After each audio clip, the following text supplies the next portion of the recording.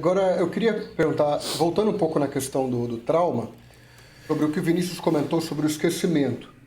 Então, às vezes a pessoa passou por um certo trauma na infância, e aí, na vida adulta, ele nem lembra daquilo ali. Isso tem a ver com a intensidade do trauma, do tipo, se foi um trauma, se foi indo pro lado do abuso, se foi um abuso mais brando, então a pessoa vai esquecer mais fácil. Se foi uma questão mais pesada, então não vai esquecer, ou não tem nada a ver com isso. E às vezes no final, na vida adulta, a pessoa tem durante um sonho, por exemplo, tem uma visão daquele Traços, resquícios. traço, daquele resquício, daquele trauma que ele nem se lembra, na verdade. Então, o que isso aí tem a ver com sonho? E se tem a ver com essa questão do quão profundo foi o abuso em relação ao esquecimento, se vai ser mais fácil esquecer ou não. Legal, filhote. Veja, vamos lembrar então que o conteúdo do trauma é aquele conteúdo que excedeu, é aquele conteúdo que sobrou, aquele conteúdo que não foi digerido, que não foi elaborado. Esse conteúdo que não foi digerido, que não foi elaborado, é que ele é reprimido para o inconsciente. Por isso que existem os 3 espaços. Inconsciente, pré-consciente, consciente. Consciente, qual que é o teu nome? Vinícius. Qual é o teu nome? Gustavo. Consciente, né? Quem esteve junto com você comendo bolo no seu aniversário do ano passado? Você tem que passar... Nossa, onde que eu estava? Eu saí para jantar, comi pizza, estava fulano. Esse processo é um processo de resgate do material que está no pré-consciente. O que a vizinha disse quando você tinha 3 aninhos e ela sempre estava na sua casa e o que ela falava? Não lembro, não sei, eu nem sei se tinha vizinha. Inconsciente. Então, esse conteúdo que sobra passa por um mecanismo de defesa chamado repressão e ele vai para o inconsciente. Então, assim, eu tenho conteúdo de trauma, ele está no inconsciente. Conteúdo do abuso sexual. Eu posso ter totalmente no inconsciente, não sei, não lembro, não vi, acho até que não fui.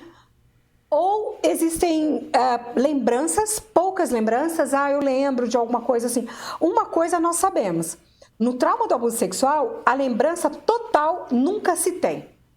O total não tem. Tem partes, né? Pode não ter nada e ter partes. Como que eu sei que uma pessoa adulta passou pelo trauma do abuso?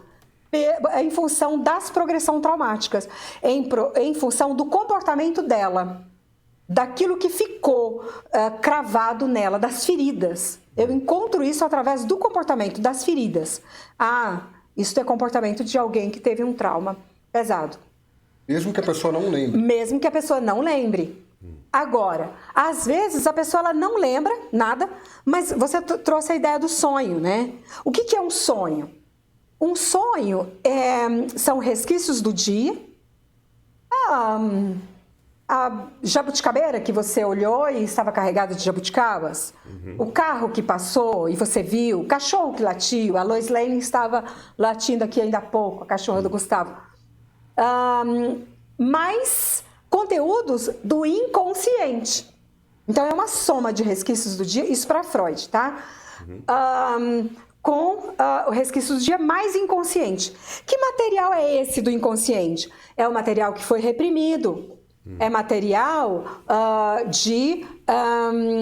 traumático. Então, geralmente, ele vem numa confusão, aquele pesadelo, aquela coisa confusa. Tá, mas por que o material do inconsciente, ele sai para o consciente, de certa forma, enquanto eu estou dormindo? Porque quem segura o material traumático no inconsciente é a minha polícia interna, o meu superego. Quando eu durmo, ele baixa a guarda. E aí esse material tem um acesso maior no consciente. E se esse sonho for um sonho muito pesado, em relação a um trauma, assim que eu acordar, eu vou esquecer. Eu posso nem saber que sonhei. Ou eu lembro parte, porque eu sonhei, tem um negócio, uma confusão, mas eu não lembro do sonho. Volta o mecanismo de defesa. O mecanismo de defesa volta a puxar e guardar de novo. Não suportaria aquilo ali. Isso. Porque aquele conteúdo é um conteúdo muito pesado, traumático. A tendência dele é guardar para diminuir o nível de sofrimento. Né? Mas durante o sonho, a pessoa pode começar a contabilizar aquilo ali, começar, não sei o termo técnico, processar aquela ideia durante o sonho? Pode. O termo técnico que você está procurando é elaboração.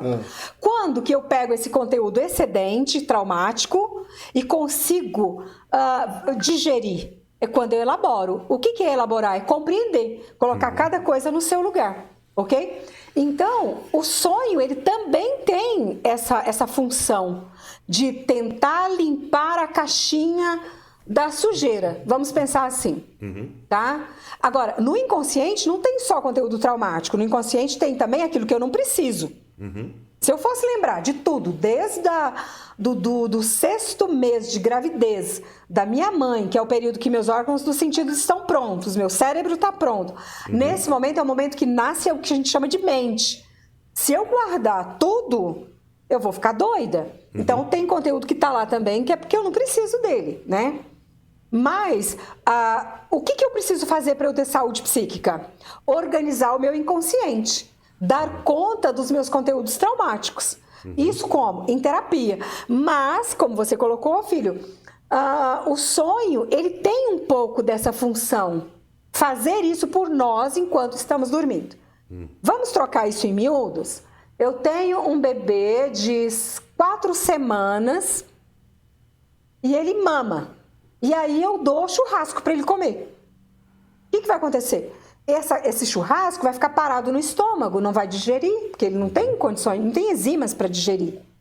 Conteúdo traumático, conteúdo não digerido, conteúdo que sobrou. O que o psicanalista faz? Ele ajuda a mastigar, para engolir definitivamente. O que o pesadelo, o sonho faz? Ele ajuda a mastigar. Para quê? Para engolir definitivamente. O sonho de repetição, né? Você já teve, Vinícius? Você sonha uma vez, depois você sonha a mesma vez, a segunda vez com a mesma coisa? Nunca? Não, na verdade eu tenho um sonho de repetição. Muito angustiante. Eu fico muito bravo toda vez que eu sonho com isso. Porque toda vez é um pesadelo. Não é exatamente igual, mas toda vez eu tenho um pesadelo que eu, por algum motivo, sei lá, por algum motivo não fútil, por algum motivo necessário, eu matei alguém. E aí eu preciso esconder esse corpo e eu sempre nesse sonho eu tô tentando esconder o corpo, mas tem alguém muito perto de achar. E eu vou ser preso por alguma coisa que eu fiz tentando me defender. Ai, que medo de você. Pronto, vai vir a polícia na minha casa agora. Mas é interessante, né? Porque aí tem a troca de imagens, né? A troca de objeto, o pesadelo. Ele tem muito disso, ele troca o objeto para ele ser mais possível de ser pensado. Então, é muito interessante, porque o sonho de repetição indica que há um conteúdo que está tentando ser digerido. E é por isso que ele repete. E enquanto você não digerir esse conteúdo, ele vai continuar repetindo. Eu acho que quando criança, você escondeu alguma coisa da sua mãe e continua escondendo isso até hoje. Caramba, eu achei que eu era tão bom de digerir as coisas, de digerir tanta coisa na minha vida. É engraçado que eu tinha um sonho de repetição. Eu tive um irmão, né? Minha mãe tinha um outro o Augusto. filho que faleceu. E quando eu era pequeno, então aconteceu então, que eles foram levar o Augusto para o hospital, porque ele era muito doente. Eu acho que eu tinha ficado com a vizinha. Foi. E aí, eu não sei como que eu saí da casa da vizinha. Eu devia ter, sei lá, 2, 3 anos. Fugiu da casa da vizinha. E eu tava lá na frente de casa. E voltou para casa sozinho. Sozinho. E eu tinha um sonho, que é o seguinte, que eu era pequenininho, lá em Blumenau ainda, em Santa Catarina. E eu tava trancado pro lado de fora de casa, tinham me esquecido para fora de casa, e eu não sabia o que estava acontecendo. E eu acordava angustiado com esse sonho, de tipo... Me deixaram pro lado de fora de casa, me esqueceram, e eu tinha esse sonho direto. Até que eu perguntei pra minha mãe, aconteceu isso? De eu ficar pro lado de fora um tempo, de tarde, sozinho, quando era praticamente bebê, criança? Isso. E ela falou que aconteceu. E foi pro inconsciente. E aí, depois que ela falou que aconteceu, eu nunca mais tive esse sonho. Caraca. Aí ele elaborou. Por que precisa elaborar? Porque são peças soltas de um quebra-cabeça. E as peças soltas de um quebra-cabeça no passado causam angústia. Entendi. Então, veja, o caso do Gustavo. Ele tinha um conteúdo traumático que estava no inconsciente, que foi reprimido. E ele voltava em termos de sonho de repetição, tentando compreender que momento foi esse que me senti rejeitado, abandonado, trauma de abandono, né? E aí o que acontece? Quando ele me conta o sonho, eu falo, mas filho, o Augusto, quando ele começava a passar mal, a gente tinha que sair correndo para o hospital e ele ia direto para a UTI, né? Tanto é que depois ele faleceu, depois de muitas cirurgias e lutas. E geralmente, quando o Augusto passava mal, a vizinha, né, uma grande amiga até hoje, né, que é a tia Nádia, imediatamente leva o Gustavo para brincar com o Dodô, que era o filho dela, né, o Douglas, fica com o Douglas e vamos correndo para o hospital. Então tinha essa dinâmica. E numa dessa, ele muito pequenininho, ele sai, vem para casa, fica na porta de casa sozinho e eu contei. Falei, filho, isso aconteceu, isso é fato, né? Quando eu trago as outras peças do quebra-cabeça que estavam faltando, quais são as peças do quebra-cabeça? Onde vocês estavam? No hospital com Augusto. Onde eu estava? Na casa da vizinha. Por que no sonho eu estou sozinho na porta de casa? Porque você fugiu da casa da vizinha e foi sozinho para casa. E quando eu chego do hospital, ele está sentadinho na porta de casa. E eu botei a mão na cabeça. Falei, meu Deus, a criança de 2 anos e meio, 3 anos sozinha na porta de casa. Né? Então eu levei um susto. Então quando eu trago as outras peças do quebra-cabeça, monta essa imagem. Aí ele digere. Entendi. Aí para com o sonho. Aí não precisa mais ficar sonhando. Não, porque já elaborou. Eu tô tentando lembrar agora quem é que eu matei.